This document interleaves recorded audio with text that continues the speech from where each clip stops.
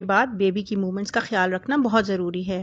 اگر 28 ہفتے کے بعد بچے کی حرکت کم ہوتی ہے تو اس کا مطلب ہے کہ اس کی طرف بلڈ فلو کم ہے، جس کی وجہ یہ ہے کہ یا تو ماں کا بلڈ پریشر ہائی ہے، یا بچے کا پانی کم ہو گیا ہے، ماں کو شوگر ہے، یا کوئی اور پرانی میڈیکل پرابلم ہے۔